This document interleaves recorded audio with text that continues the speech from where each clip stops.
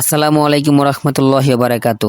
আজ আমরা এমন একটা বিষয় নিয়ে কথা বলবো যা আমাদের ঘুম কেড়ে নিচ্ছে, আমাদের মন, সময়, এমনকি ইমানও চুরি করে নিচ্ছে। স্মার্টফোন যা আমাদের হাতে নিয়ন্ত্রণ থাকার কথা, কিন্তু এখন এই স্মার্টফোনই আমাদের নিয়ন্ত্রণ করছে।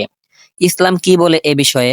কিভাবে আমরা এই আসক্তি থেকে মুক্তি পাবো? আল্লাহ তাআলা কুরআনে বলেছেন, সময়ের শপথ, মানুষ অবশ্যই ক্ষতির মধ্যে রয়েছে। প্রতিদিন ঘন্টার পর ঘন্টা ফেসবুক, টিকটক, ইউটিউবে কাটাই, অথচ নামাজ পড়ি না ঠিকমতো, কোরআন পড়া হয় না, পরিবারের সাথে সময় কাটাই না। এটাই কি ইসলামের জীবন?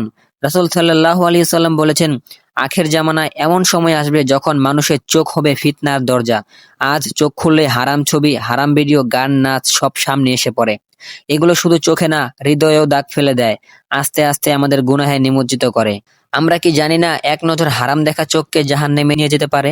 যত বেশি ফোনে থাকি তত বেশি একা হয়ে পড়ি। রিয়েল লাইফে কারোর সাথে কথা বলি না, পরিবারকে সময় দেই না। ইসলামে পারিবারিক সম্পর্ক সামাজিক খুবই গুরুত্বপূর্ণ, কিন্তু ফোন আমাদের কাছের মানুষদেরও দূরে সরিয়ে দিচ্ছে। ইসলাম কি বলে এই সম্পর্কে? নামাজকে সময় মতো পড়া শুরু করুন। প্রতিদিন নির্দিষ্ট সময়ের বাইরে ফোন ব্যবহার কমিয়ে দিন। ফোনে ইসলামিক অ্যাপ, কোরআন অ্যাপ, জিকির অ্যাপ ইনস্টল করুন। হারাম কন্টেন্ট থেকে তওবা করে বাঁচার জন্য আল্লাহর কাছে সাহায্য চান। আল্লাহ তাআলা বলেন, যারা নিজেদের সংশোধন করে আমি তাদের গুনাহ ক্ষমা করে দেই। ভাই ও বোনেরা, স্মার্টফোন দোষী না, কিন্তু আমরা কিভাবে ব্যবহার করি সেটাই আসল প্রশ্ন।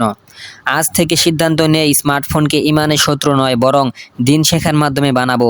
আল্লাহ তাআলা আমাদের সবাইকে হেদায়েত দিন। জাযাকাল্লাহু খায়ের। যদি ভিডিওটি ভালো লাগে থাকে, কেউ যদি স্মার্টফোনে আসক্ত থাকে, তার সাথে শেয়ার করতে ভুলবেন না। আসসালামু আলাইকুম ওয়া রাহমাতুল্লাহি ওয়া বারাকাতুহু।